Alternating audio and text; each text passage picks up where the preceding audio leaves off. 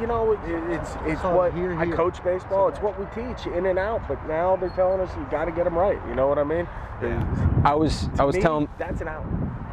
Right. I was telling the guys here. That's what Gabe was talking I was saying that you know, when you have cameras and you're 100% sure that he missed them and you know it's going to be backed up, then yeah, he's safe because he didn't tag him. I would say throw beats him by that much, and it's not like the tag was horrendous. No, it wasn't brutal. I would say, to me, don't be a hero and call him out. Especially, again, I don't know if he missed them. You're saying he missed them, and the coach said he missed them. And yeah, coach said it was obvious. Okay. That's what he said. He said it was obvious from over there. His reaction, unless he's a really good actor, it seemed like he got, I mean, because he was flipping the ball back like it was over. That's one of those things, timing, right? Timing. If you see, you know, the batter start take off his helmet because he knows he got tagged, and that's something you see. I see it a lot on run. Yeah, you see it in rundowns all the time too, where, you know, a guy jumps and he does one of these, and you're not sure if he gets him or not, and all of a sudden the batter stops and the guy starts running away. Yeah, ideally, perfect world, you got a great look and you see and you're 1,000%, but that perfect world doesn't exist. So sometimes you got to make your best guess and use their reactions. Sure. Absolutely use their reactions. And I'm telling you, with the hit in the hand. Oh yeah. You know, sometimes I go, oh, it hit me. Right. No, you're shaking it out immediately if it gets you. You know, you're jumping up and whatever, and when it's delayed. I wish I was 100% on every call I make, but the reality is that doesn't happen, and sometimes you got to do what you can.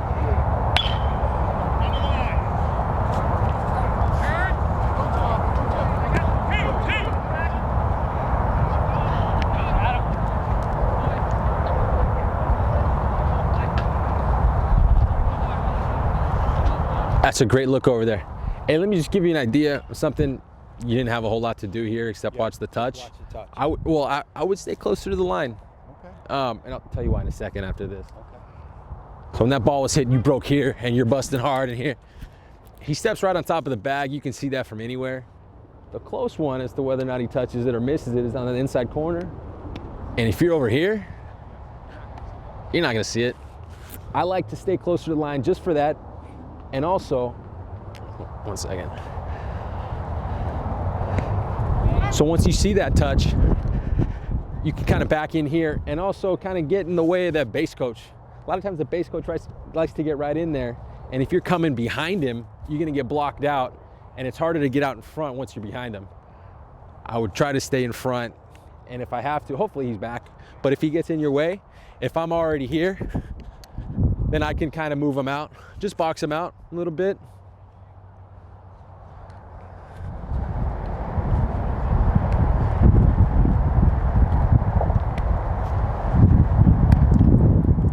I think you do move a little bit quicker coming from that versus hands on knees. And if you have like a runner on third, maybe it doesn't matter as much, but you know, runner on second, potential steal, and you got to get down there.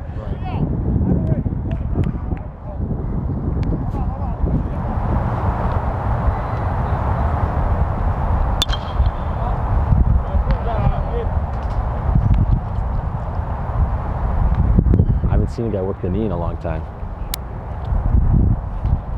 Old school Tim McClellan.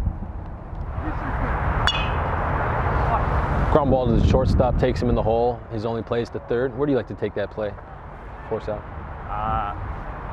Maybe I'm not getting down close to the base, and it would depend on how hard into the hole he came. So if it's like further away from me, I would take a step into fair territory, but if I feel like the throw's going to come over my left shoulder, then I'll take a step or two into foul territory. Say again? No, I mean, it's a mirror image of taking a play at first, right? And first we always take it in fair. For me, I always, for whatever reason, I always break in foul toward the bag. I always get too close. Yeah.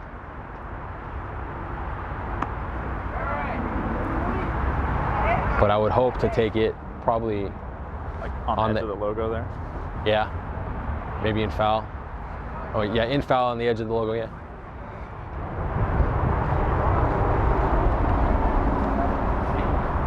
Hey Charlie, that's a great play right there. Why you pay attention. Maybe you pick up that guy breaking towards second and your first base umpire doesn't see him. He goes and tags him. You got a crew consultation like, hey, I saw him. He broke. I wasn't sprinting toward third for no reason.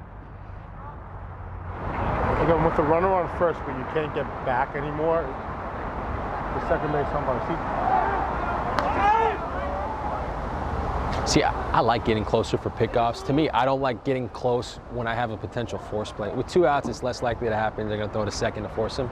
But for me, there is, like, what you'll see is a ground ball in the hold of the shortstop, and he's throwing a second. And if I'm already starting in the cutout, I have a tendency just to stay and turn, and I feel like it blows up on me. So I prefer to get close for that pickoff, but I don't want to get so close for the force. So I'll vary it depending on if I got runner on second only or I got runners on first and second. As a plate guy, there was no rotation. No one went out on the ball. I think he took a step up and he started just walking back. He never took his mask off. Take your mask off. Engage a little bit, look like you're into the game. A little bit. You don't really have anything to do. The only potential thing you have is if a throw comes and you got a potential over here. So on a base hit like that, I'll take my mask off. I'll take a few steps this way. Right? That's the only thing I have, but at least I'm showing. I understand what my priorities are. Yeah, I mean, I don't know. I think it looks bad to leave your mask on through a whole play and never take it off. Takes a minimal amount of effort. It just shows a little bit of, being engaged. I was talking to you earlier. I was talking to someone earlier. When you're coming up the line as the plate guy for a routine ground ball, you can ask yourself, what are you doing? Are you just coming up there because you're supposed to come up there? I mean, right. You're actually. I'm going to look, if he's going to come to me, whether or not the kid hold the bag. If it's up throw. Yes. Obviously, I mean, something routine. I mean, I go up the line just because you're supposed to go up the line. I was going to pay you a compliment. I like that you're in fair territory a little bit. I see a lot of guys, they run up the line, they're right on the line. If anything happens, they're just looking right up the runner's ass. They can't see anything. No. You're clearing the catcher to the left. Stay a foot or two inside fair territory so you can actually get a look at what you're supposed to be looking at. I thought, I don't know if that's why you're doing it or not, but that's what I do. It makes sense. First thing, you got to get away from the catcher. Sometimes catchers just stand there. You're like, oh, then you got to go out all the way around them. Right. But, I mean, being that's a turf field, I thought I was too far over. I'm going, geez, I got to, I got that mindset where I want to keep one in fair territory. You know what I mean? I'm like, that's a little too far, I thought. If you have a potential, runner's lane violation or something, you want to hold the line, that's one thing. Yeah. But on those ground balls to the shortstop, you're not looking for that. Right. I think you're better off where you are in fair territory rather than being in foul territory and looking right behind the guy where you can't see anything. I like that.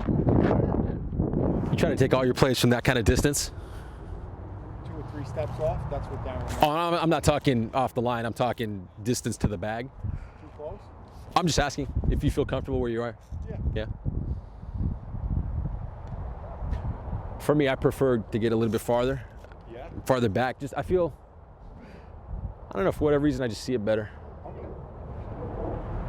Do you have a preference whether you come a little bit inside or a little bit outside? Generally speaking, since I'm clearing the catcher on the left anyway, I'll just stay in fair territory. Well, just because, just so I don't have to cross over. He's usually going down foul territory. But what ended up happening, every time I had anything close at first, when I'm right on the line and I can't really see anything, I'm like, well, what am I doing if I can't even see anything, right? The last part, he's going to be in that bat well. Of course, it's a throw being made up to shoot. But, he's supposed to be up in that bat, or in the lane. In the runner's lane, It should give me a clear shot at it. Yeah. Okay. Thank you very much. Yeah. No, I thought you did a good job. Appreciate you taking the time.